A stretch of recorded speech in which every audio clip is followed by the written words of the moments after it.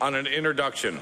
Thank you, Mr. Speaker. And in the gallery opposite today, I'd like to introduce a gentleman from Saskatchewan who worked for 37 years with Transportation Infrastructure Renewal in Saskatchewan, who is now the owner of Official Inclusion Consulting Limited, who's in the province doing some consulting with inclusion in the workplace this week.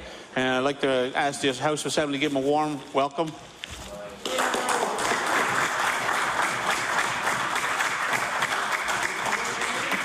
We welcome all our guests to the gallery and hope that they enjoy this afternoon's proceedings.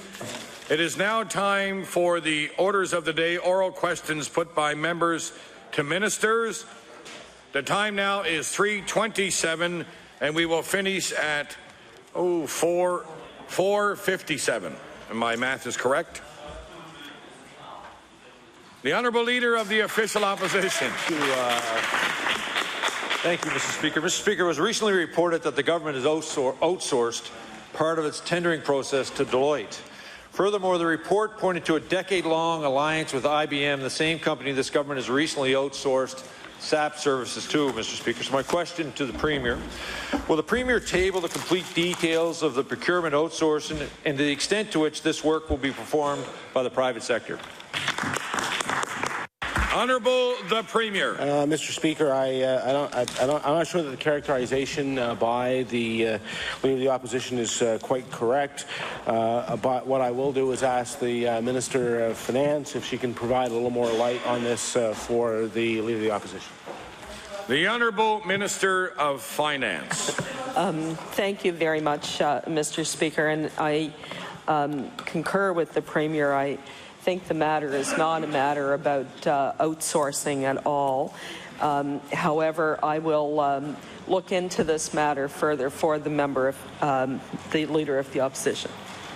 The Honourable Leader of the Official Opposition on his first supplementary. Well, thank you, Mr. Speaker, and I take from that they will also table the complete details associated with this, Mr. Speaker. And Mr. Speaker, previously all tenders offered and RFPs were posted on the government website where anyone could examine the full tender. Just yesterday in this House, the Premier was quoted as saying, and I quote, "You have full transparency on this side of the House," end of quote. Mr. Speaker, the report suggests that Deloitte will work as the gatekeeper and place additional roadblocks before Nova Scotians who are trying to view the full government tenders, Mr. Speaker. At best, the new requirements will cause delays. At worst, these changes could block access. So my question to the Premier, if this government is going to offer full transparency, why is the government placing additional roadblocks between Nova Scotia and government information? Honourable the Premier. Well, Mr. Speaker, that's not the case. In fact, as I understand it, I remember seeing an article, which I think this may be the source of the information that was received by the Leader of the Opposition. There was an article in the Coast which misunderstood the entire idea. The actual matter, the way it works, is that there is a number of different pieces of work for IT work that gets done by a number of different departments. And they all tender for them individually, which is a very inefficient system. So, in fact, the government can save more money by having one tendering process, which agreeably could be run by anybody. But I think in this case, they may be right that it's being run through Deloitte. But this is a matter for them in order to actually be able to process and make sure that the province gets the best price, as I understand it. But again, the Minister of Finance has already said that she will supply any additional information in that regard. But I think that's maybe an explanation for the Leader of the Opposition. The Honourable Leader of the Progressive Conservative Party. Thank you, Mr. Speaker. Mr. Speaker, yesterday, Emera said that they're not waiting for the approval of the UARB before going ahead with their $1.5 billion subsea cable, every dollar of which will be paid through our power bills over the life of this project. Today, the Premier told the Halifax Chamber of Commerce that he too is doing a study of Muskrat Falls, but he already believes the study will conclude that Muskrat Falls is the best deal. For both Emera and the Premier of Nova Scotia, clearly the term independent study means that we already know what the outcome will be. And by the way, Mr. Speaker, I will table Emera's comments for the benefit of the House. My question for the Premier, if his study is independent, why does he know the outcome already, and will he table the terms of reference of that study for all Nova Scotians to see? Honourable the Premier. Mr. Speaker, first of all, in the preamble to the question, there was one extreme factual inaccuracy, which is that the project costs will go into the rate base for Nova Scotians. Nothing will go into the rate base of Nova Scotians unless it is approved by the Utility and Review Board, period. That is the important thing for them to know, because the commitment is to the lowest and fairest rates for the people of Nova Scotia. And if he was actually at the event where I talked about this, I said I believe that this will be the case. The Honourable Leader of the Progressive Conservative Party on his first supplementary. Well, Mr. Speaker, I happen to have with me the Premier's own regulations, the Maritime Link Cost Recovery Process Regulations, which say that the UARB must approve the Maritime Link project as long as it's consistent with the Premier's own electricity plan, which obviously they will be forced to do. The word must also appeared in the Newfoundland legislature yesterday, Mr. Speaker, where in question period, the Premier of Newfoundland said that the word must is used in the Nova Scotia regulations so that they must approve the project if it is the lowest cost project. Well, Mr. Speaker, that would be comforting, except that these very regulations also say that in our rates can be not only the cost of the Maritime Link, but that the UARB will make a determination about whether any cost overruns are also charged to Nova Scotia ratepayers. Now, Mr. Speaker, ratepayers are already going to be asked to pay the $1.2, now $1.5 billion in costs for the Maritime Link during the life of the project.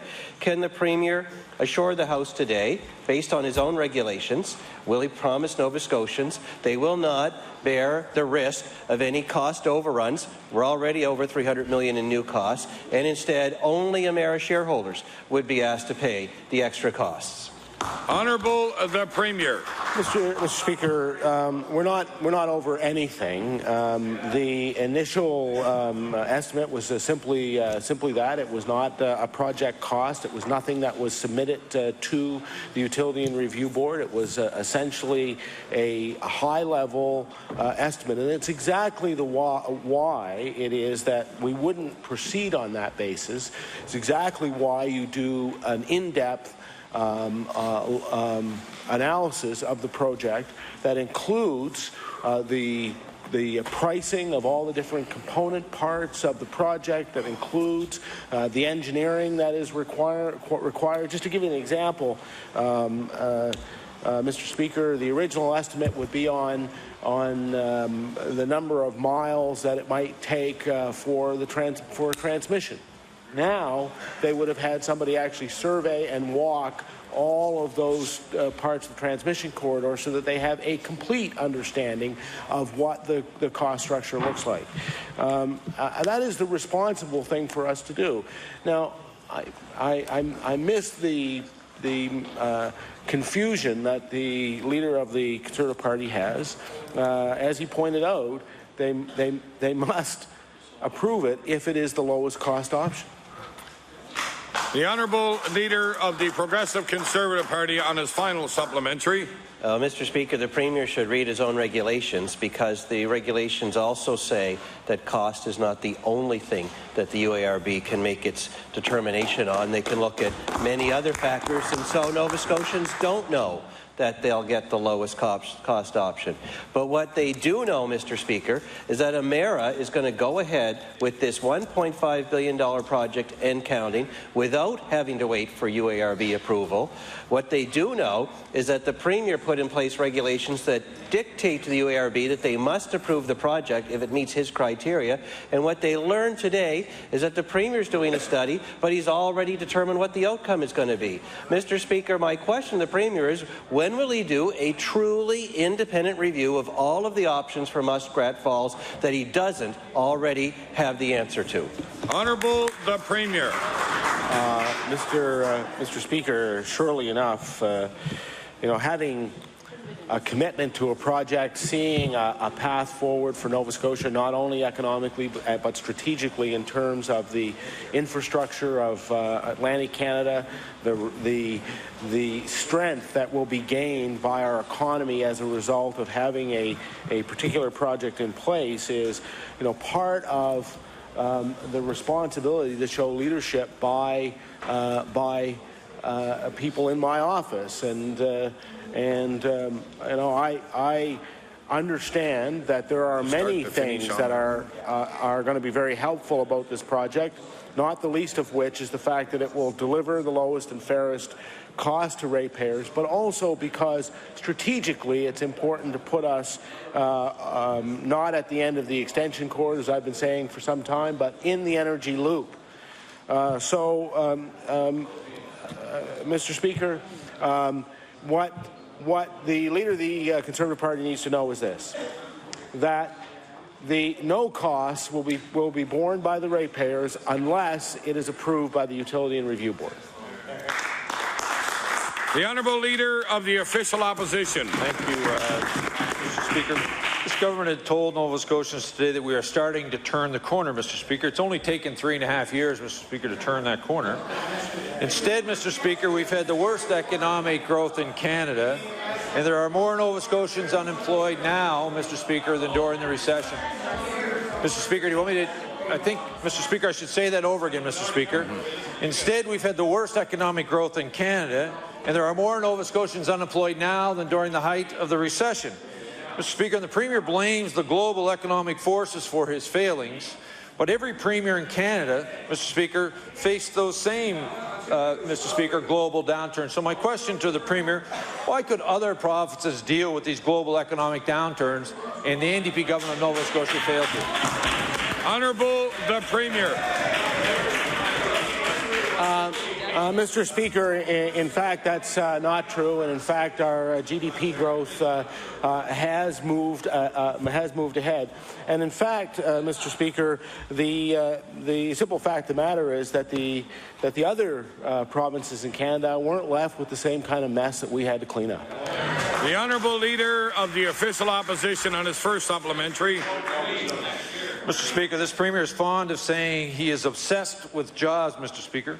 Since he's lost 3,400 full-time jobs, and with more than 40,000 unemployed Nova Scotians, I hope he would say he's haunted, Mr. Speaker, by jobs. Mr. Speaker, what he doesn't seem to get is that there's a difference between being obsessed with jobs and actually creating jobs, Mr. Speaker. Mr. Speaker, this government has promised 15,000 jobs since taking office. During this host session, Mr. Speaker, the government has promised more jobs than it actually created. So my question to the Premier, when will the Premier stop talking about promised jobs and start talking about actual full-time real jobs? The Honourable the Premier. Thank you, Mr. Speaker. Throughout this time, the opposition parties have been misrepresenting the economy of Nova Scotia, which is actually doing quite well and is quite optimistic. We have created some 7,600 new jobs, but I want to table for the Leader of the Opposition. This is the Bank of Montreal Economic Outlook. And what it says, Mr. Speaker, is not only in the last quarter of this year, but in 2013, GDP growth in this province for the first time in decades will outstrip not only Atlantic Canada but Quebec, and in fact in 2013 we will tie with Ontario for some of the strongest GDP growth in the country. The Honourable Leader of the Official Opposition on his final on a new question. I'd like to take debate, Mr. Speaker, but I'll go to a new question if you don't mind, Mr. Speaker. Mr. Speaker, we now know that Emera is planning to move ahead with the construction of the Maritime Link. Mr. Speaker, at the end of the day, if the board doesn't approve the project, Emera shareholders will be forced to pay $60 million to the federal government. So my question to the Premier, what action will the Premier take to make certain that this is not passed on to ratepayers in the province if the board does not approve this project? Honourable the Premier. Mr. Speaker, Emera is not the utility for the province, and of course their costs do not get passed on to ratepayers. Honourable the Leader of the Official Opposition on his first supplementary. Mr. Speaker, talk about inexperience, Mr. Speaker. Anything that Emera is able to shove through the Utility Review Board ends up on the rates of Nova Scotia Power.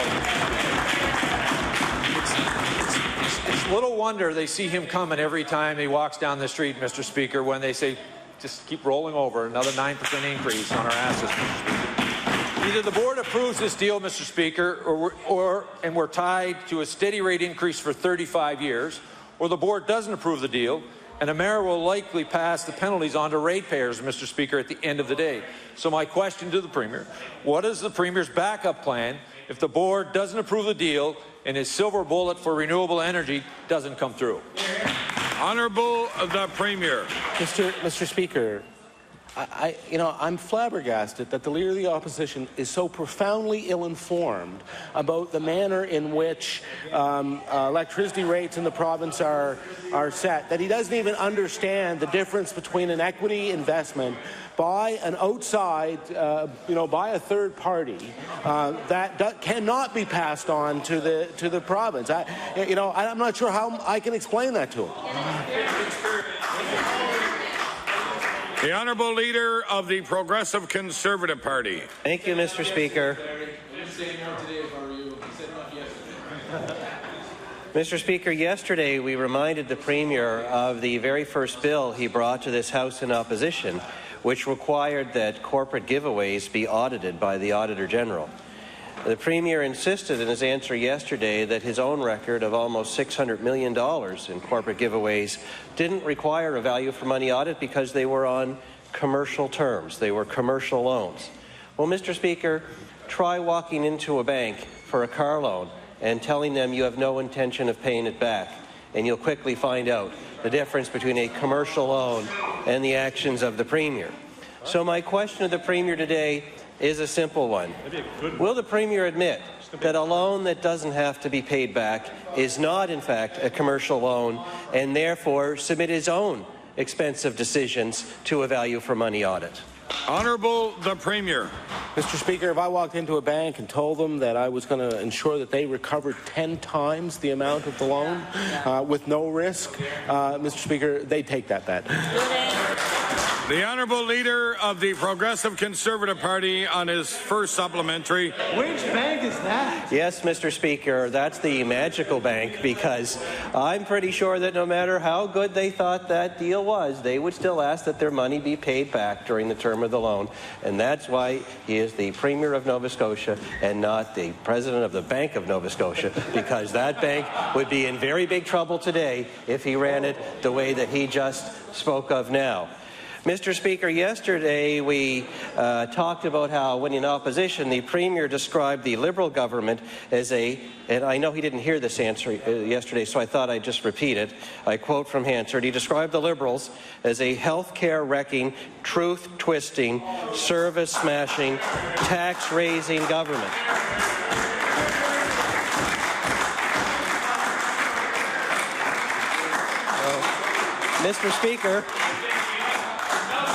Mr. Speaker, clearly he was paying close attention to the Liberals when they were in, because no one has done better at repeating their behaviour than this Premier and this government. So I will ask the Premier, if he truly believes in the $600 million he's been handing out to large companies, will he now reintroduce his own bill into the legislature where he can now pass it and submit his own decisions to a value for money audit? Honourable the Premier. Mr. Speaker, I know that the Leader of the Conservative Party himself used to be a banker, even though he spends much of his time attacking them. But I can tell you this, Mr. Speaker, when any company receives security that is 10 times in excess, I've seen a lot of commercial transactions like this that are 10 times what the value of the loan is, they would always prefer to have that security over the repayment of the loan, always, under every circumstance, Mr. Speaker. Now, I have great faith in my credit union and He used to be associated with that. But I have to say, next credit union meeting, I'm going to have to talk to them about their security policies, if that's the way that they fashioned them when he was there. The Leader of the Progressive Conservative Party on his final supplementary. Speaker, what I can say to the Premier is I hope he does go to that credit union, my credit union, I know he's a member of it, and ask them for a loan and tell them he has great security and see if they still ask him to pay that loan back over time, because I can tell you, Mr. Speaker, like every other bank, like every credit union, no matter how great that is, they will still require that that loan be paid back on commercial terms. That is the difference between the way credit unions are run and the way the Premier is running the province of Nova Scotia today. Mr. Speaker, when talking about his own bill, the Premier said that the people of Nova Scotia will want to know that they have a government that can justify corporate welfare over the welfare of the sick and injured. Well, today, Mr. Speaker, we have high rates of chronic disease in our province. We have 371 seniors waiting in hospital for a long-term care bed. We have deteriorating hospitals and schools. So with all of that, to compare the way this Premier spends his money, will he now be true to his own word and submit his own deals to a value for money audit? Honourable the Premier. Mr. Speaker, all of those people that he has just talked about will be much better off when we receive $2.8 billion in additional tax revenue that can then be used to go into health care, to go into support for seniors, to go into support for those who are on income assistance, that can go to support vulnerable people in this province. Mr. Speaker, that is the test. That is the test for any commercial transaction, which is what is the upside. Well, the upside for Nova Scotians is some $2.5 billion over and above the investment that's being made in the yard, not to mention all the jobs and all of the spin-off activity in the economy. That is a good deal for all Nova Scotians. The Honourable Member for Dartmouth East. Thank you, Mr. Speaker. My question is for the Minister of Labour. Mr. Speaker, unlike Canadians in many other jurisdictions, as well as unlike many places elsewhere in North America, if Nova Scotians want to change the burners in their oil boilers from oil to gas, they cannot.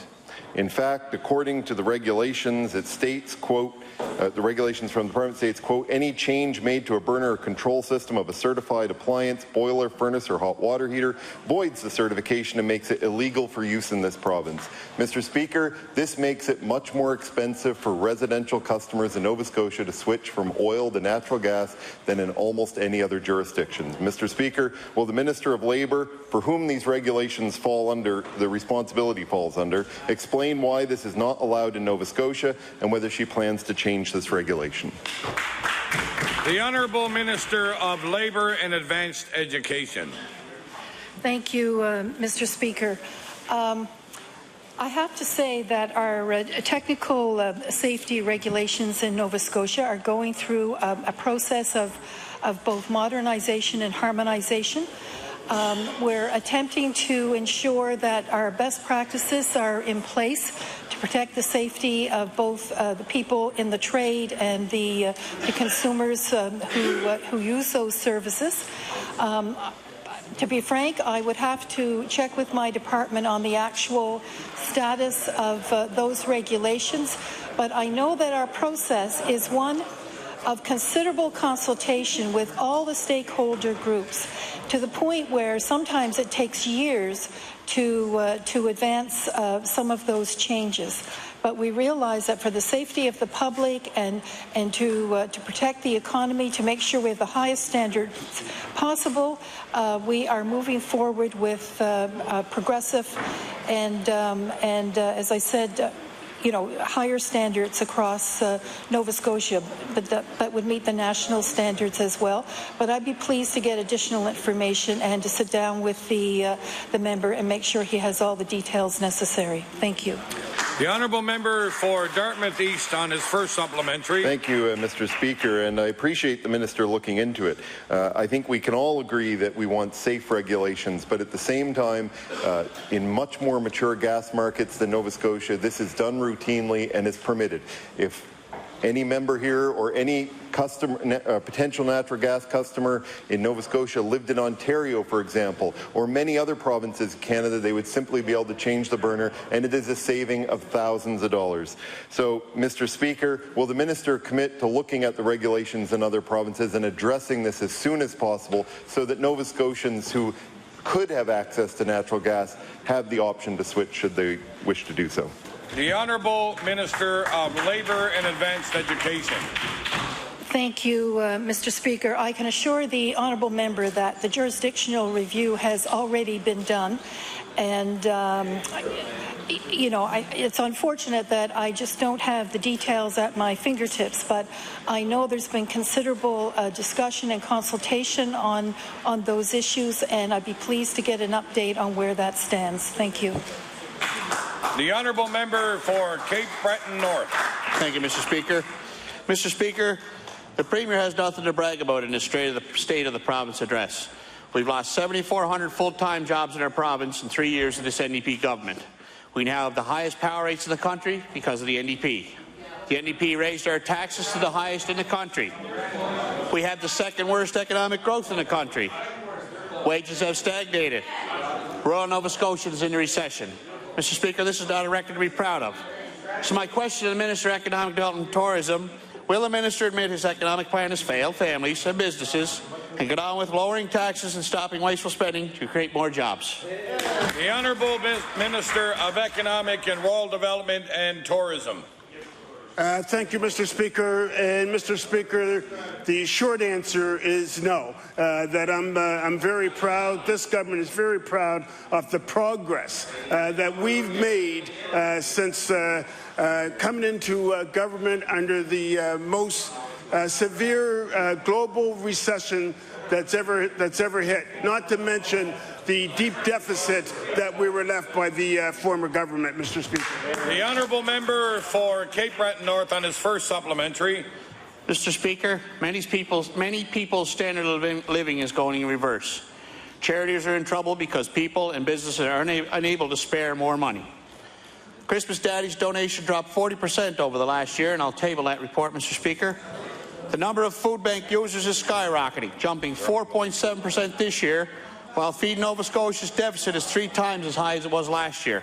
So again, Mr. Speaker, my question to the Minister is, when will he commit to his economic plan has failed, families and businesses, and get on with lowering taxes, stopping spending, and create more jobs?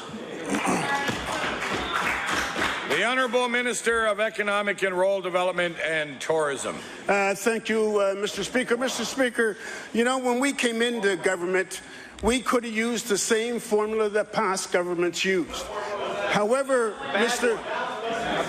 Speaker, if we had, the results and the outcomes would have been the same results and outcomes that they've had for the last 20 years. Mr. Speaker, we are leading Atlantic Canada. 7,600 jobs since we've been in government, Mr. Speaker. And the people of Nova Scotia are thankful that we came in when we did. The honourable member for Yarmouth. Thank you, Mr. Speaker. Mr. Speaker, this NDP government seems to be willing to grant large corporations anything they desire, yet leave small businesses out in the cold. Hear, hear. Small businesses in Southwest Nova have been waiting for word from this government on when they will receive compensation they are owed from the fallout of SWASDA.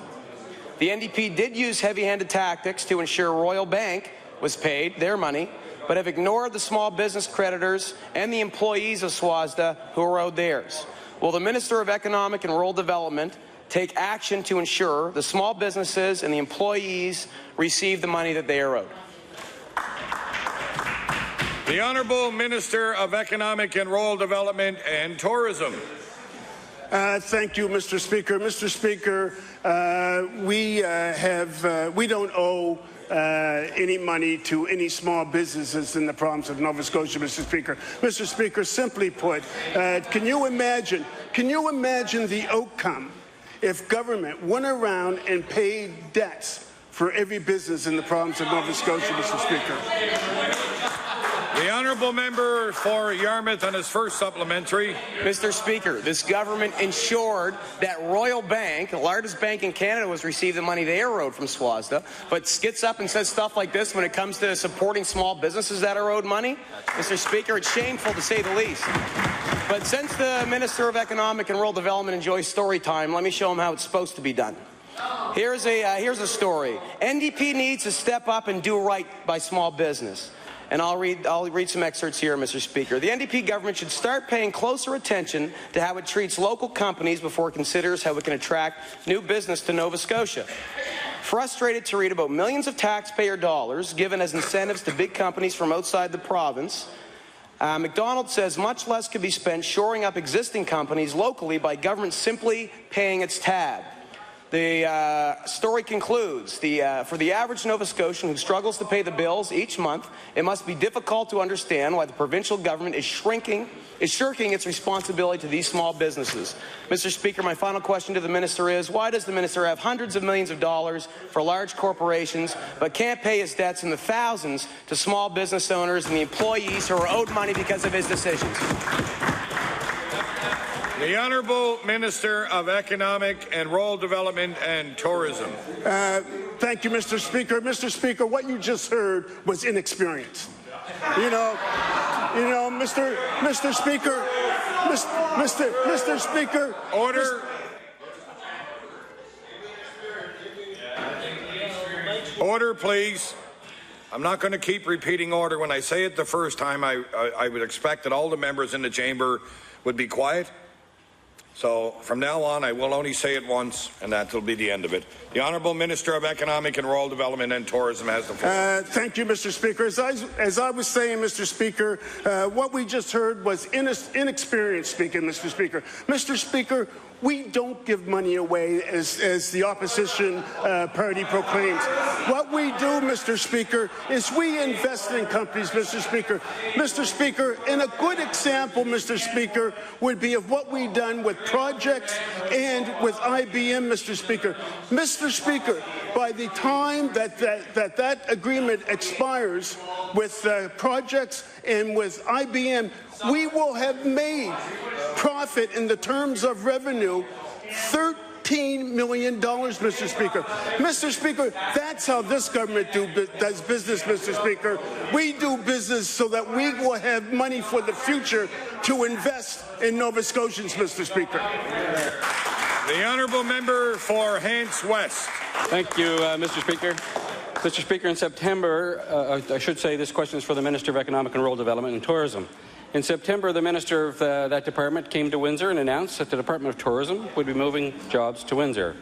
To date, there's been no further word on what the actual plans are for this move. Could the Minister tell us today? Has the process for making this move actually begun? The Honourable Minister of Economic and Rural Development and Tourism. Thank you, Mr. Speaker, and through you, Mr. Speaker, to the member opposite, that this is a work in progress. We made the announcement that we would be moving 34 jobs to Windsor. That still is the case. During that time, we've done a lot of work with respect to the tourism agency, hiring a new CEO. Mr. Speaker, there's been a lot of work to be done.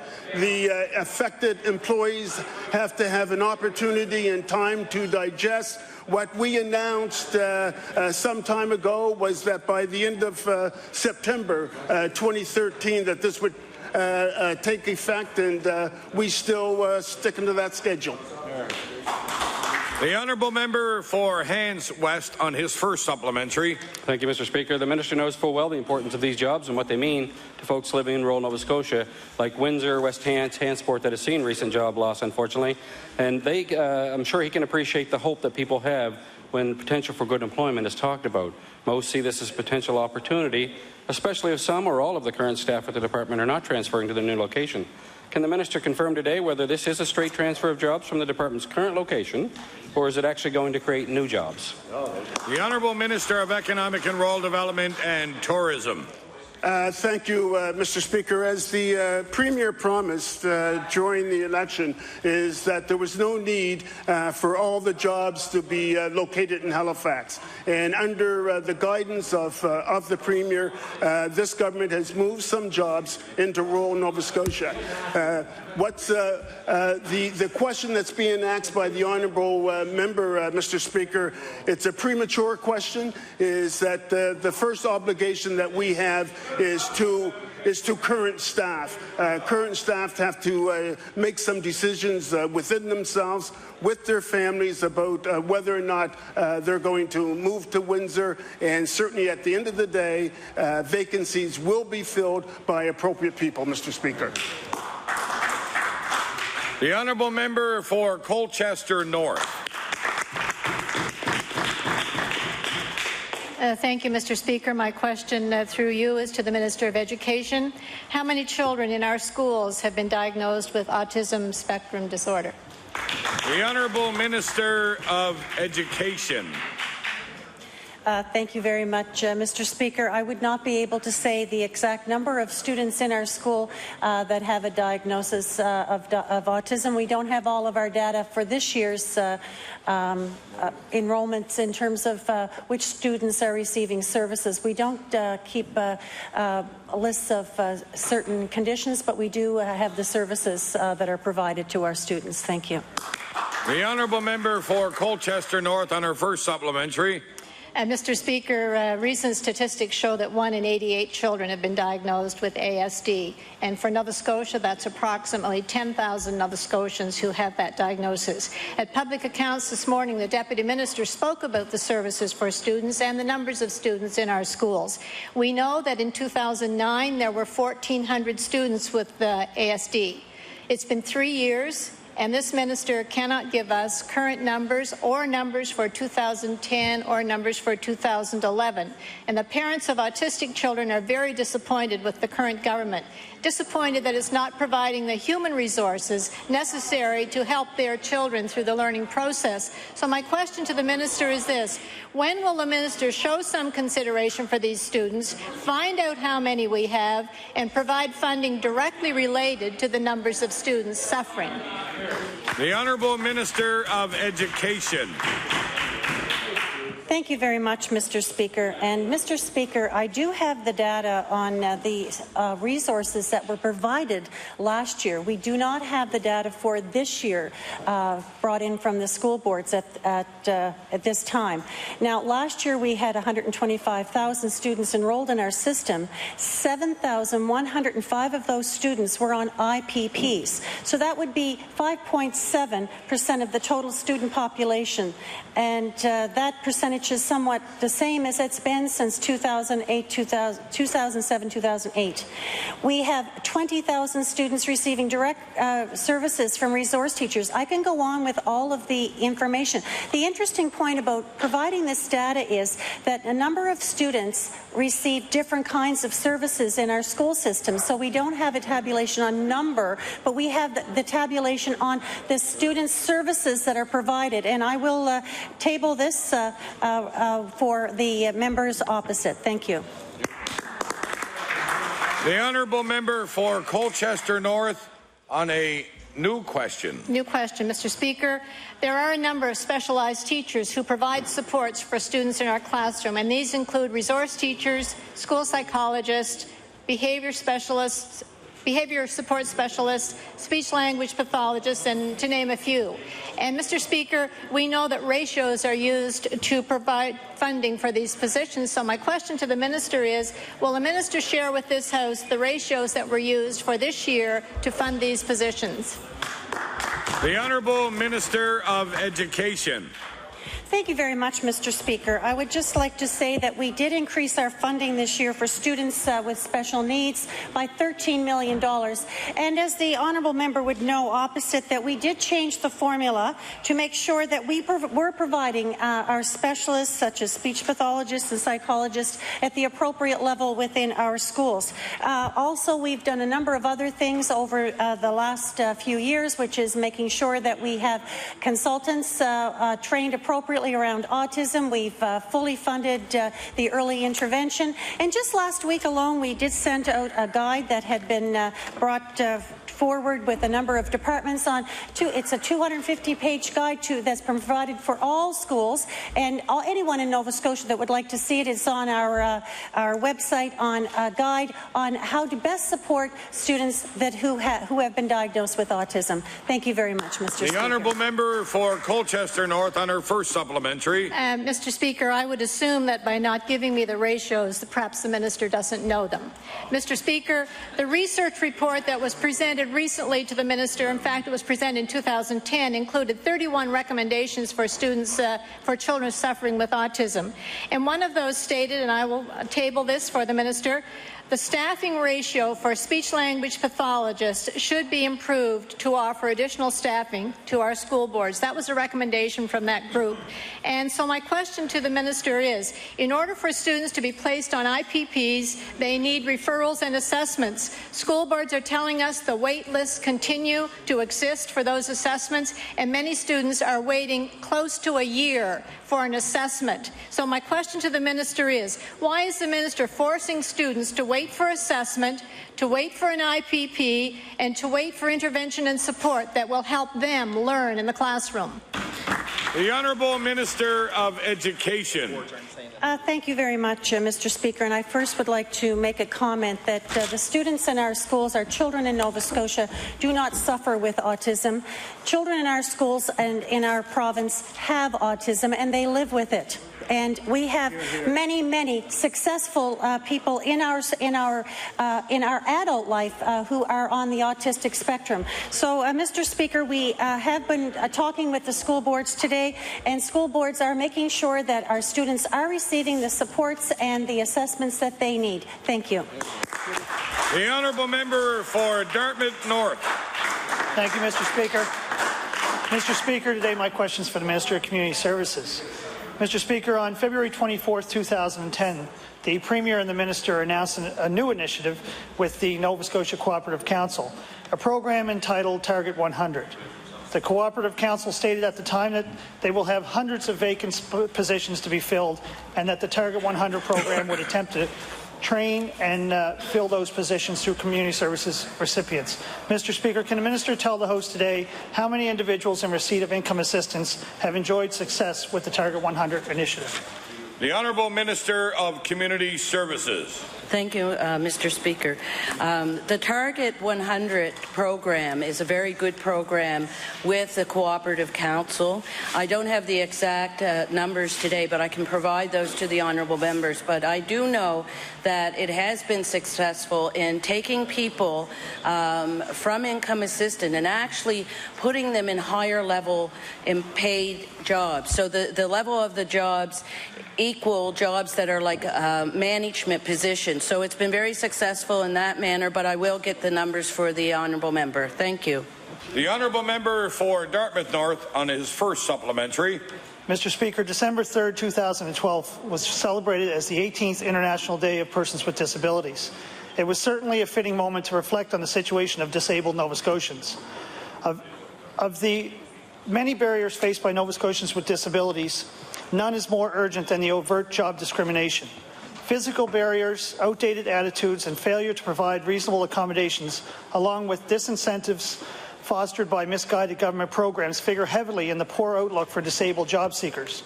Mr. Speaker, with the Cooperative Council suggesting they will have several vacant positions to be filled and a Target 100 program perhaps coming up short of its goals, would the Minister agree that it would make sense to look more aggressively to the members of the disabled community who rely on income assistance to meet her targets? The Honourable Minister of Community Services. Thank you for the question. Certainly we do that. We do not discriminate between the abled or the disabled community in terms of those who are on income assistance and trying to help them seek employment.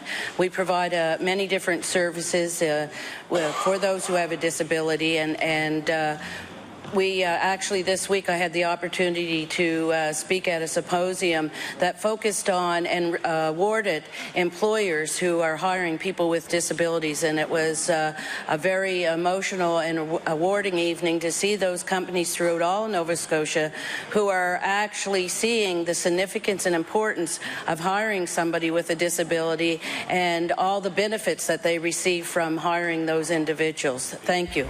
The honourable member for Dartmouth North on his final supplementary. Mr. Speaker, for Nova Scotians with disabilities, over the past 10 years, time has stood still. Millions of taxpayer dollars have been spent, yet the most intractable problems of people with disabilities, chronic unemployment, low income, inadequate housing, and isolation are perpetuated.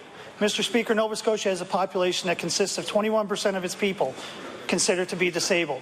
Can the minister tell the House if her government has considered legislation that would see an act for Nova Scotians with disability, and will we see it during the spring session? The Honourable Minister of Community Services. Thank you, Mr. Speaker. The member is opposite is correct that in the past, for decades and decades, the former Liberal and the Tory government basically ignored people with disabilities. There was very little in terms of strategies or plans. But ever since this minister came in, I have been dedicated and advocating for those with a disability. One of the first things that I did as minister was to make sure that L'Arche opened up in Halifax. It was at a standstill because of the Tories. I opened up and had built in Antigonish another L'Arche home just because the Tories announced it 3 times and at the end did not give them a cent to do it. Those things took apart over and over by those other 2 parties. We just actually announced this week that a world-renowned gentleman named Michael Bach, who's helping us move people and to people with disabilities to having options to live in their communities. First time in the history of Nova Scotia. First time in the history of Nova Scotia, a housing strategy that focuses on people with disabilities. So the other side has absolutely no right to ever say anything that they support people with disabilities, because the history is the proof. Thank you. The honourable member for Bedford Birch Cove. Thank you, Mr. Speaker. Mr. Speaker, 650 people across this province are waiting to get into community-based small options homes. This government has nearly $60 million of housing money being held as a deferred federal contribution. Why is this minister not using housing monies to provide housing services for our province's most vulnerable? The Honourable Minister of Community Services. Mr. Speaker, once again, it shows that the Liberal Party has inexperience and lack of knowledge, because we just went through several years of millions and millions of dollars being invested in upgrading our homes for seniors and for people with disabilities. So there's many new places and places that have been renovated for people with disabilities in this province. So certainly we had supported those efforts to make sure that homes are accessible and the housing units that we have in this province are accessible. So once again, that shows their lack of knowledge in these areas. The honourable member for Bedford Birch Cove on her first supplementary. Mr. Speaker, I think the minister has a little problem with understanding the question I'm actually asking her. I asked, and perhaps that's her inexperience, but to refresh the minister, 4 years ago, a report in 2008 into residential services commissioned by the Department of Community Services identified serious problems with our residential services programs. That was 4 years ago. In May 2011, That's a year and a half ago, the Community Homes Action Group appeared before the Community Services Committee, and they called on the government to develop an action plan to develop more community-based housing options. What is it going to take for this NDP government to walk their talk and actually help these individuals and their families? The Honourable Minister of Community Services. Mr. Speaker, do you know, if the honourable member wants to know the walk that we've been taking, we have been taking a journey with people with disabilities, because this is the first government that has brought the advocates to the table.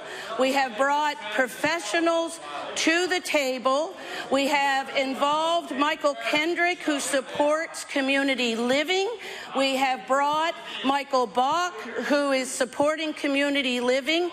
We are the very first government that has committed to moving towards community living in the history of this province, and we're doing it through the housing strategy. We're doing it through, we have staff and we have experts working on a continuum of health and community living plan. We have many, many things where we are walking in the direction towards the future. If it was with that party, they'd be walking backwards. New question.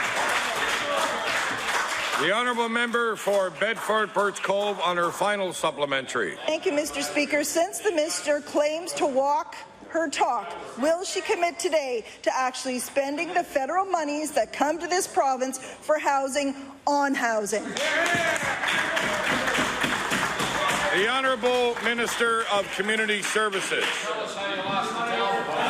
Mr. Speaker, we have done that. We have invested over and over again in terms of housing in this province. And the other thing that we are doing is we are working with the communities and the people with disabilities. I know what the honourable member is talking about. I was at that rally because I was rallying for them. I'm as angry as they are, Mr. Speaker, with the fact that those two parties over there never committed to anything for people with disabilities.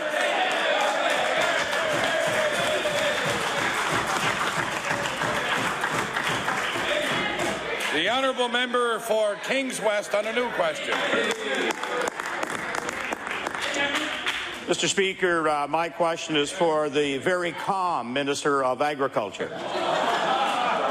Mr. Speaker, in the winter of 2010, a complaint was filed with the Nova Scotia SPCA regarding a dog that was permanently chained at a Cape Breton construction site. The Nova Scotia SPCA did investigate, but later stated nothing could be done under the Animal Protection Act. A few days after the Nova Scotia SPCA's visit, the dog was found frozen to death at the end of its chain. I will table the story for the minister's ease of reference. Could the minister please outline what he has done to close the gaps in the Animal Protection Act so authorities can adequately and humanely address complaints like the one that occurred in Cape Breton 2 years ago? The Honourable Minister of Agriculture. Thank you, Mr. Speaker, and for the information of the member and for all members. The changes in the Act have been significant. Matter of fact, the member may be aware that the investigative powers of the SPCA have been strengthened, and actually the Department of Agriculture had taken over investigations regarding livestock and companion animals that stayed with the SPCA. So the questions for action really is around identification of distress in the animal, and that's really all that the SPCA needs in order to act, Mr. Speaker. The Honourable Member for Kings West on his first supplementary. Thank you, Mr. Speaker. That's exactly where I'm going, Mr. Minister. Earlier today, I tabled a petition on behalf of 439 Nova Scotians demanding government's attention around what's happening around animal welfare in this province. There are also, Mr. Speaker, 1,538 Nova Scotians who have signed an online petition expressing identical concerns. However, due to the antiquated rules of this House, their voices are silenced. Mr. Speaker, these Nova Scotians are volunteers from all walks of life who are concerned about the lack of clarity around what constitutes animal distress. given that the Animal Protection Act enables the minister to make regulations prescribing activities that are deemed to cause animals to be in distress, and these regulations don't exist. Could the minister please tell the 2,000 or so Nova Scotians who are concerned about animal welfare when he plans to bring forward specific regulations? The Honourable Minister of Agriculture. Thank you, Mr. Speaker. I want the member to be aware that we have a fairly open dialogue with the SPCA. Matter of fact, I met with them last week. This has not been an issue that's been raised by the SPCA. The issue that the member raises is more around that whether tethering, I think, is appropriate or not. The question of the fact that an animal may be tethered does not necessarily mean the animal is in distress, as long as other measures are taken care of as far as shelter, food, water, and so on, Mr. Speaker. But the actual tethering in and of itself doesn't necessarily indicate distress for the animal. But in some circumstances, it may be associated with that. Thank you. The Honourable Member for Argyle. Thank you very much, Mr. Speaker. Small businesses are struggling in the NDP's high tax, high power rates, unfriendly labour laws, Nova Scotia. Unfortunately, a company in southwest Nova Scotia is hurting more than most. After winning a bid a number of years ago on the community centre attached to École Secondaire de Paromba and Tuscot, Garian Construction did the work, of course, in good faith. 3 years later, this company has still not been paid approximately the $400,000 that was owed to it. Mr. Speaker, my question, when will the Minister of Economic and Rural Development make good on the deal with Garian Construction? The Honourable Minister of Economic and Rural Development and Tourism. Thank you, Mr. Speaker.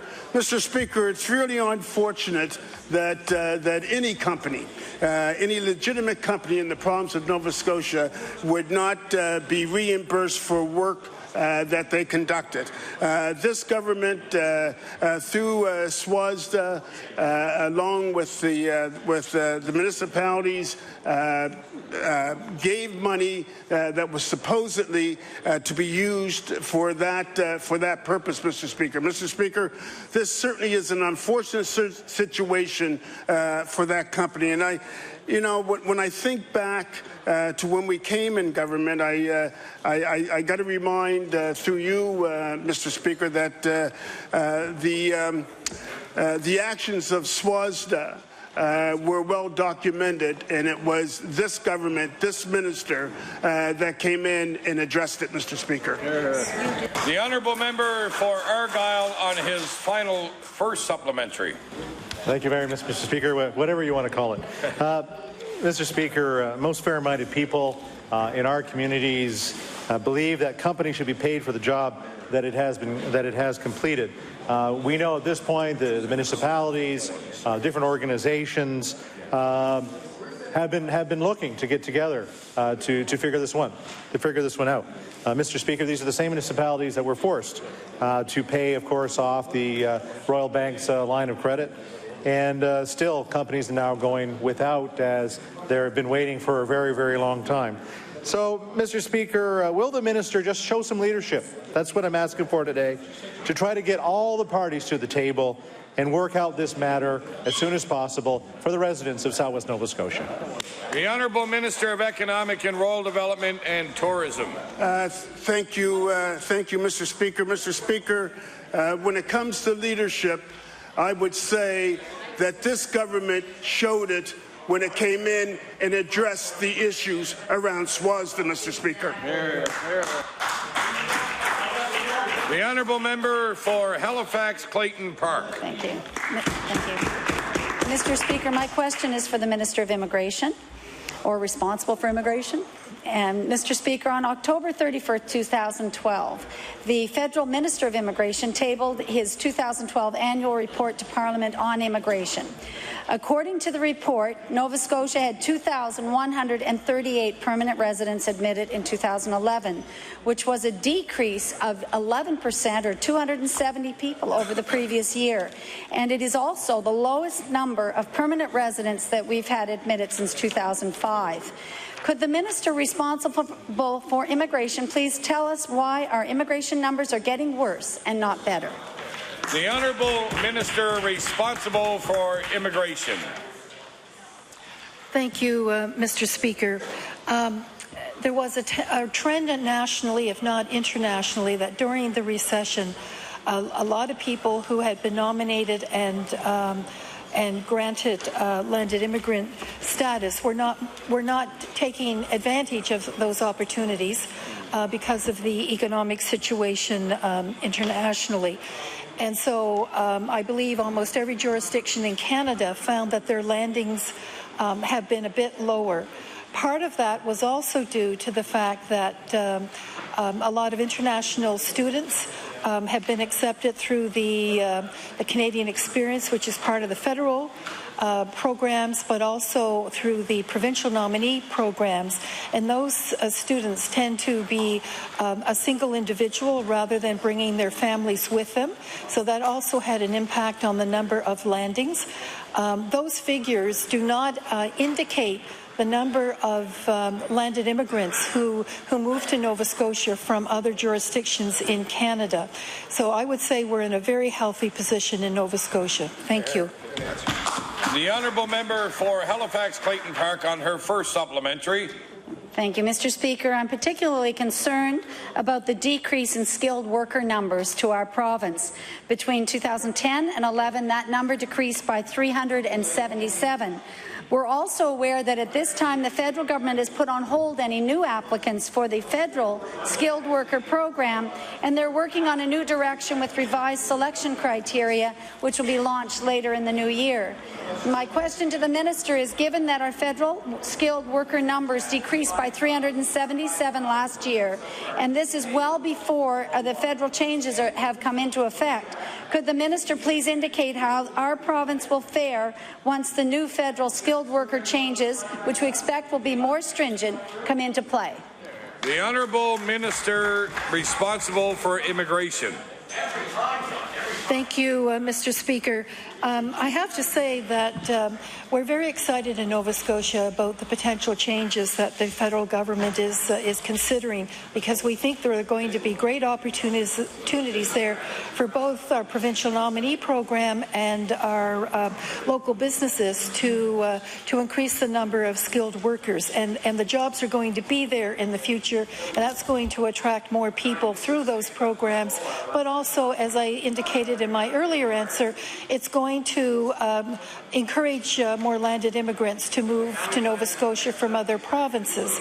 A couple of weeks ago, I had the good fortune of meeting with the federal minister and my colleagues from across Canada, and I have to say some very positive things were said about the provincial immigration strategy here in the province. And as the Premier announced, we have been allocated 200 extra nominations this year, and certainly that, I would say, is a vote of confidence for what we're doing and how we're handling the situation here in the province. Thank you. The Honourable Member for Clare. Thank you, Mr. Speaker. Mr. Speaker, my question is for the Minister of Transportation and Infrastructure Renewal. Mr. Speaker, 2 years ago, government introduced their 5-year road plan to show the public what projects were priorities in the coming years.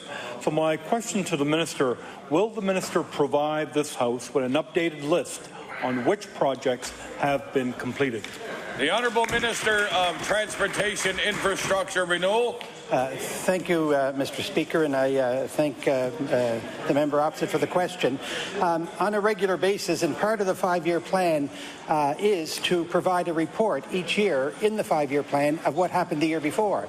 If he looks back at this year's 5-year plan, the one we're just completing, he will see that there was a full report for what had been done the year before. When we publish the plan for the oncoming year, for the next 5-year plan, which will be out, I can tell my friend much earlier than last year's plan, he will see an update of what we have accomplished to date. So, in fact, that's the policy, and that's what we've been doing, and that's what we'll continue to do. Thank you. The Honourable Member for Clare on his first supplementary. Mr. Speaker, while road construction is not possible year-round in Nova Scotia due to weather, the preparation for construction is. In the past, government has been relaxed with respect to making sure road tenders are released early enough for contractors. So again to the Minister, will the Minister make certain that upcoming tenders for projects and the 5-year plan are released in a more timely manner? The Honourable Minister of Transportation Infrastructure Renewal. Again, Mr. Speaker, I thank the member opposite for that question, because of course it gives me an opportunity to in a bit blow our own horn on this issue. Effectively, what I've already done before, I would say within the last 2 weeks, I've started to sign tenders for next year's work. So it's already in progress. I'm going to get them out as quickly as we can. And we've heard the industry ask, and we've looked at this. And of course, as the member across will know, we are constrained somewhat by budgets and that kind of thing. So I can't issue tenders beyond what I expect my allotment will be. But as much as I can, we will be doing that. Have started it. I've done some already. There'll be more coming. Thank you. The honourable member for Richmond.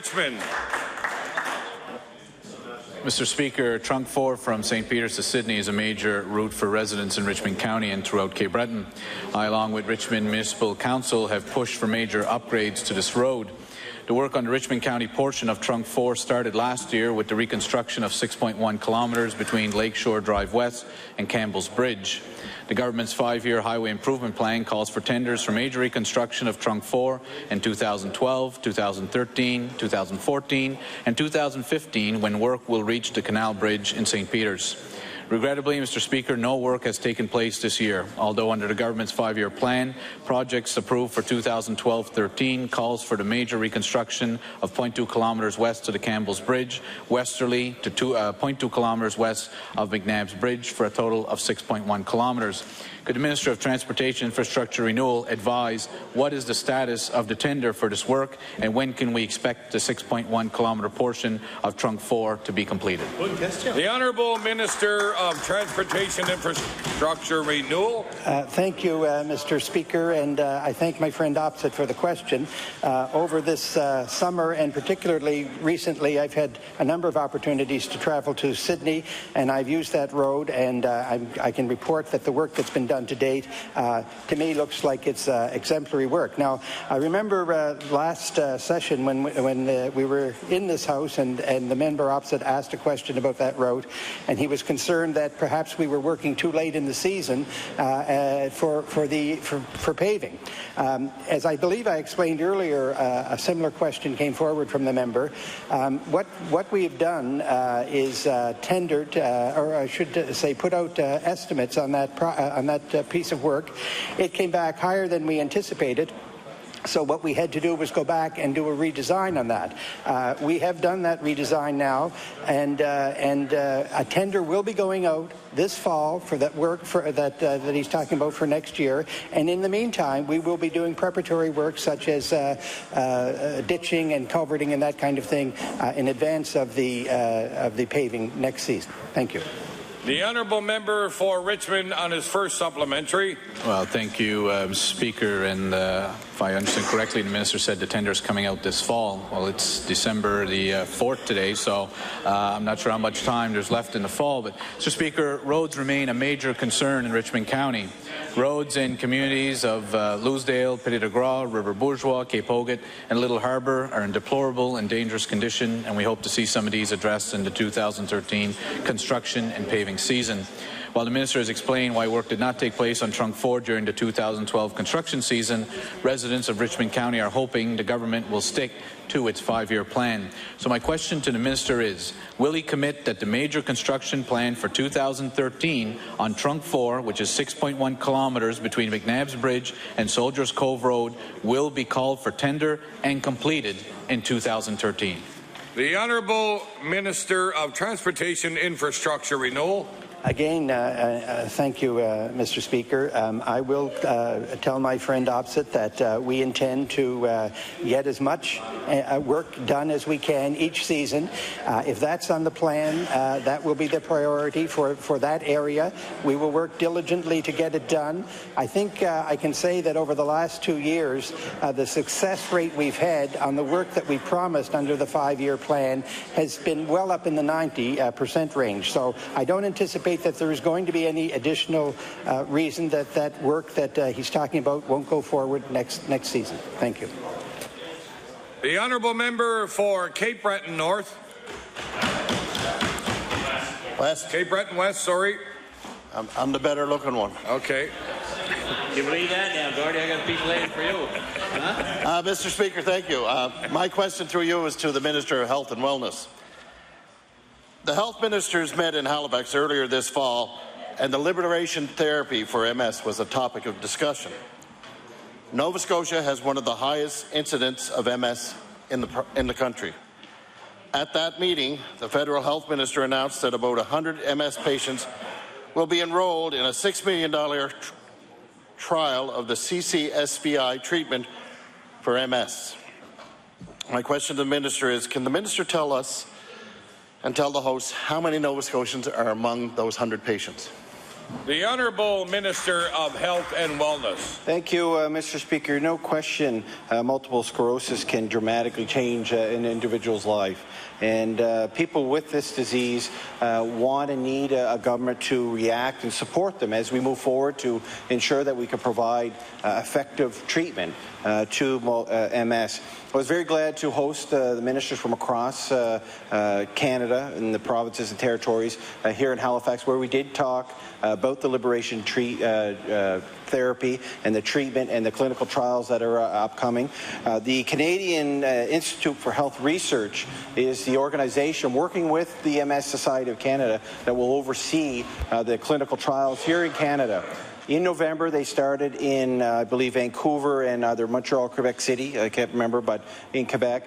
And those organizations that support the clinicians that are doing the research will have patients within those regions take part in those clinical trials. So the regions that will have the clinical trials in it will provide the patients for the trial that will continue over the next couple of years.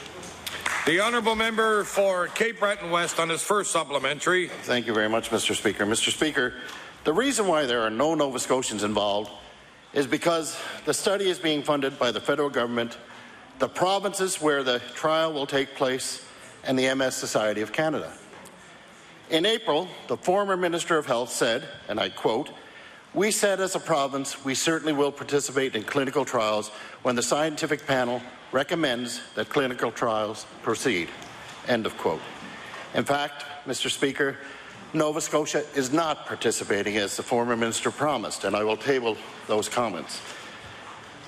So my question to the minister is, why did this government give false hope about our participation in the clinical trials? The Honourable Minister of Health and Wellness. Thank you, Mr. Speaker. With respect to out of respect for the member opposite, I know he is very closely tied to this issue and his personal connection to MS. What the minister said at the time was completely correct. All jurisdictions across Canada have agreed to support the clinical trials, national clinical trials of the liberation treatment in Canada, Mr. Speaker. We have agreed, and the process that is in place to choose where these clinical trials are was done independently. And the province of Nova Scotia, we don't know, and as minister and as government, don't know who applied to gain access to those clinical trials. It's part of the assessment as the trials fold out across the country, Mr. Speaker. So as a government, we don't know if there was clinicians here in Nova Scotia that actually applied to have the trials done here. There's an evaluation process, an independent evaluation process that selects the areas of across the country that was successful in providing the opportunity to deliver the trials in, as I said, BC and in Quebec currently. The honourable member for Kings West. Thank you, Mr. Speaker. Mr. Speaker, 3 years ago last month, the Brain Injury Association made a presentation before our Community Services Committee. During their presentation, they pointed out that while we have an excellent acute care system which provides exceptional care at the time of incident and during rehabilitation, the system of supports for patients and their families once families return home is lacking. Well, according to a CBC News story dated September 22, 2012, some 3 years later, with a headline which read, "Long-term brain injury care lacking, say advocates," and I will table that, it would appear not much has changed. Could the Minister of Health please outline what his government has done to ensure brain injury survivors and their families have more supports available once the patient returns home? The Honourable Minister of Health and Wellness. Thank you, Mr. Speaker, and that's why, as coming into government, we recognize the importance of providing home support, providing shelter for individuals, Mr. Speaker. We've continued to work over the last number of years to work with partners throughout the province to ensure that people have access to the kind of care they need. That's why currently we invested this year an additional $22 million for home care support, Mr. Speaker, which touches a wide variety of ailments. From most of the users within the home care system are elderly, but of course those individuals in Nova Scotia who have received a brain injury can gain access to those programs that we offer throughout Nova Scotia. The honourable member for Kings West on his first supplementary. Thank you, Mr. Speaker. Mr. Speaker, you know, this is relating to the continuing care strategy. Strategy did state that starting in year 4, government would respond to acquired brain injury needs. We are now in year 7, Mr. Speaker.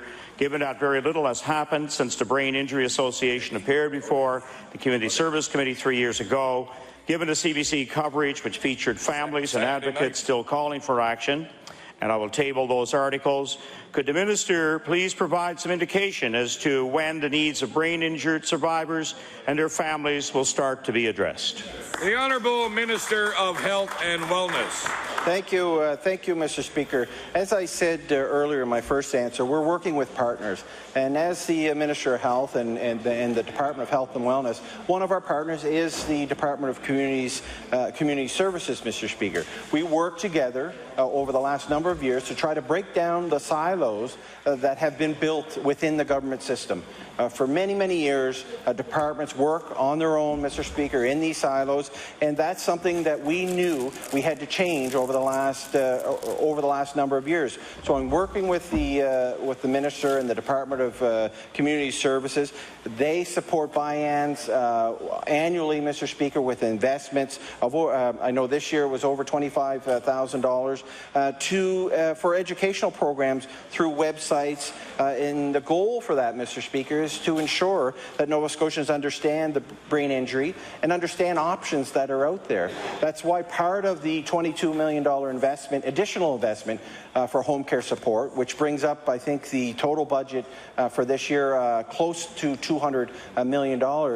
Part of that $22 million this year is to ensure that organizations that provide home care services, that provide services for Nova Scotians, know what services are there. There's a wide range of suite of services that are available, and often it's people aren't aware of some of them. So that's part of the investment we're making this year, is to make sure people know about the programs that are available to Nova Scotians. The honourable member for Victoria the Lakes. Thank you, Mr. Speaker. Mr. Speaker, the Minister of Health and Wellness has said that the request for proposals submitted by Talbot House would be evaluated before the end of the year. Now, we all know, Mr. Speaker, that Talbot House was the lone bidder to operate a recovery house, and that for more than 50 years it provided effective care to men suffering from addictions. It was Talbot House's philosophy, Mr. Speaker, that the government has been at odds with. But without the facility, Cape Breton would once again have no recovery house. So my question through you to the Minister, when can Cape Bretoners expect to once again have a recovery house in their area? The Honourable Minister of Health and Wellness. Thank you, Mr. Speaker, and I know it's not a laughing matter, but often the comments are soon, very soon. But we recognize addiction services in Cape Breton is extremely important. That's why we've seen a change in the model of care that is being delivered by the Cape Breton District Health Authority to address addiction services there. And I can tell the member that the evaluation is going on now, and I can say that hopefully I'll make an announcement really soon in the new year, within a few weeks after the new year has started. The Honourable Member for Victoria de Lakes on his first supplementary. Thank you, Mr. Speaker. Mr. Speaker, this government sent Talbot House into a tailspin with unsubstantiated smear campaigns that closed the only recovery house in Cape Breton. Government has not yet revealed whether or not it will require Talbot House to go against their established treatment philosophy or provide methadone. It would be a sad day if the government held the use of methadone above the need for a recovery house that's had more than 50 years of proven results. So, Mr. Speaker, my question through you to the Minister, will the Minister require Talbot House to use methadone, or will he allow them to stick to their tried and true treatment philosophy? The Honourable Minister of Health and Wellness. Thank you, Mr. Speaker. And I know I was asked this and answered, I think, quite well earlier in the session on addiction services and the support that the recovery houses provide Nova Scotians. We are, no question, moving and changing model of care of addiction services within Nova Scotia to best meet the needs of Nova Scotians who have addictions. When the Department of Health took over recovery houses, I indicated at the time that it's business as usual. I appreciate there are different methods and support and services that can support someone with addictions. So I have no intention right now to say that any recovery houses have to change the model that they have been providing services to Nova Scotians. I appreciate the support that many different organizations have given to Nova Scotians when it comes to addiction services here in Nova Scotia. The Honourable Member for Richmond. Mr. Speaker, St. Anne Community and Nursing Care Centre in Ayrshire is a remarkable example of the successful operation and organizational effectiveness of a long-term care facility co-located with primary and emergency care services with sharing administration and support services. St. Anne currently has 24 long-term care beds and 5 Veterans Affairs Canada beds. Long-term care beds are in shared rooms, and residents waiting for placement at St. Anne face a 1 to 2 year wait. I'm pleased that the former Minister of Health and Wellness visited St. Anne, and the current Minister did so this fall. My question is, will the Minister of Health and Wellness advise what his impressions were of St. Anne Community and Nursing Care Centre? The Honourable Minister of Health and Wellness. Thank you, Mr. Speaker. Très bien. The individuals, the men and women who support St. Anne's, I think, do a remarkable job. It's amazing, and I was fortunate to have an opportunity to tour their facility. I understand and recognize the passion they have to providing services to residents who live in that area of the province. I know some concern is around replacement of that facility. We have their proposal. We know that there's some concern around the federal government and their commitment to continuing to fund Veterans Affairs beds within our long-term care facility, Mr. Speaker.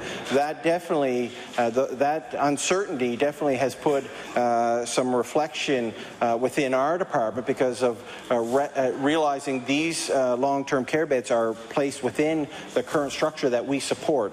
So I can tell the member I appreciated the services they provide there. It's an important service, I think, that needs to be maintained in that part of Nova Scotia and in the communities that they serve.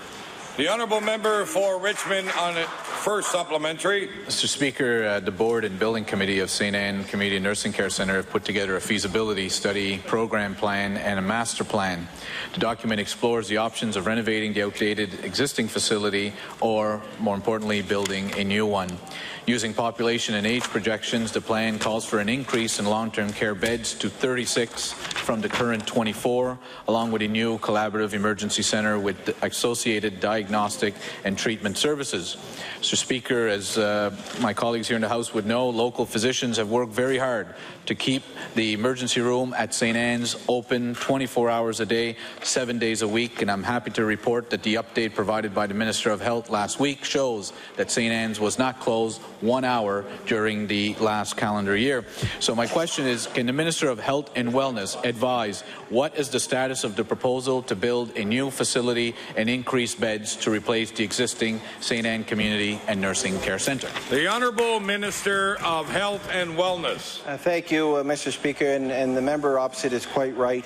They do a remarkable job providing access to the emergency department at St. Anne's, as do the remarkable job that they provide services to those who are call St. Anne's home, Mr. Speaker. We are currently trying to review and see where we need to go in the next few years when it comes to long-term care beds, but most importantly also, Mr. Speaker, moving both replacing and building new long-term care beds, moving that forward with supporting home care, Mr. Speaker, is extremely important.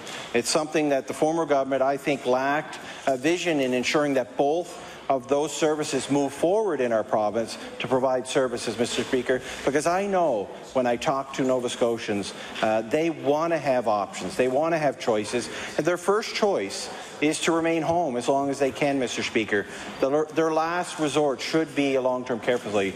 We know in the future we'll need to continue to support them. We need to continue to replace aging facilities, and we will be reviewing the requests from St. Anne's as we go through this process. The Honourable Member for Argyll. Thank you very much, Mr. Speaker. Glad we talked about St. Anne's and we talked about long-term care in this one. The wait list for long-term care is the highest it's been ever in Nova Scotia. It's growing because the government has taken zero action to address the needs of seniors who can no longer live in their own home. Mr. Speaker, this is throwing home care at something that actually makes their situations unsafe.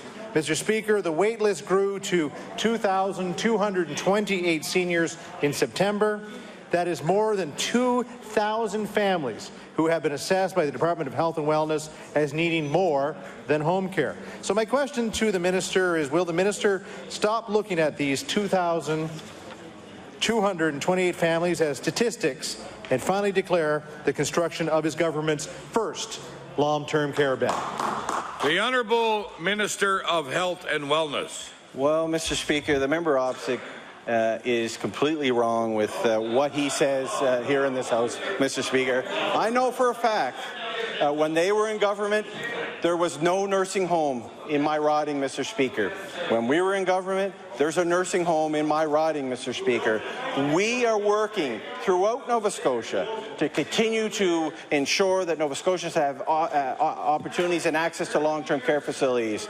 And the reason we're in the predicament we're in now, Mr. Speaker, is because they waited far too long before they started to recognize the importance of long-term care in Nova Scotia, Mr. Speaker.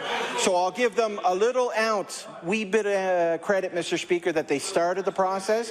But I can tell you, when we came into government here in Nova Scotia, Mr. Speaker, we're improving the services that Nova Scotians have when it comes to long-term care, Mr. Speaker. We're ensuring they have options, because the first choice that Nova Scotians should have when they find themselves unable to take care of themselves in their own home, Mr. Speaker, is to have the option to go on home first. And we're going to work hard to ensure that they have that option, Mr. Speaker.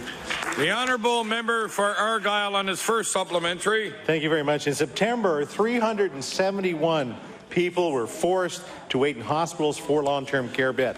That is, Mr. Speaker, bottlenecking our hospitals. In May of 2008, I remember the NDP putting out this ad, and I can't show it because it'll be claimed as a prop, but it's called Stop the Waiting.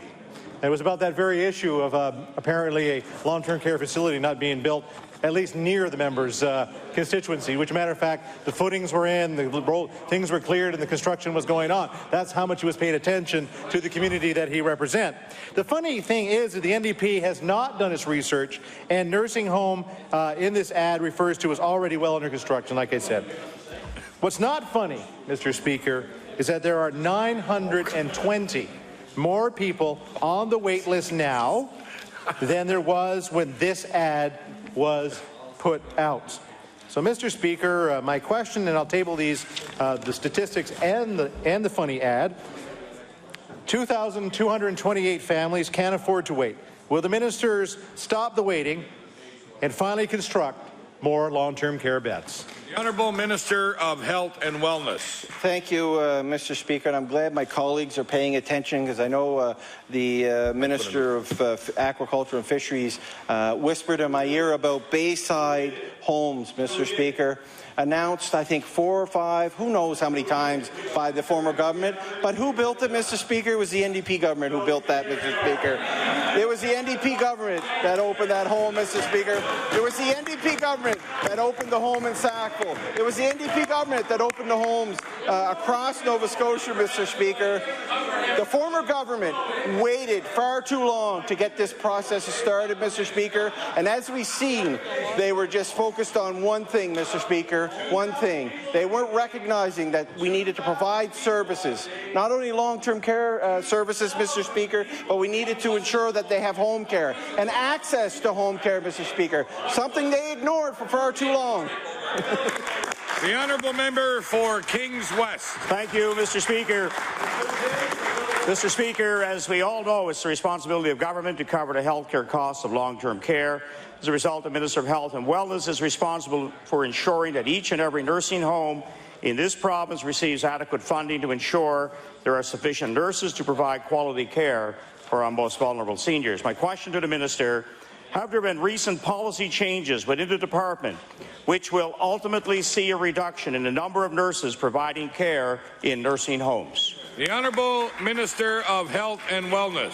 Thank you, Mr. Speaker. We have a lot of men and women who are working within long-term care facilities across this province, Mr. Speaker. They provide an essential service to the men and women who call long-term care facilities their home, Mr. Speaker. We are working with our partners to ensure that the services that are provided to the residents of long-term care facilities across the province are adequate, that they have access to the staff they need to meet their needs, Mr. Speaker.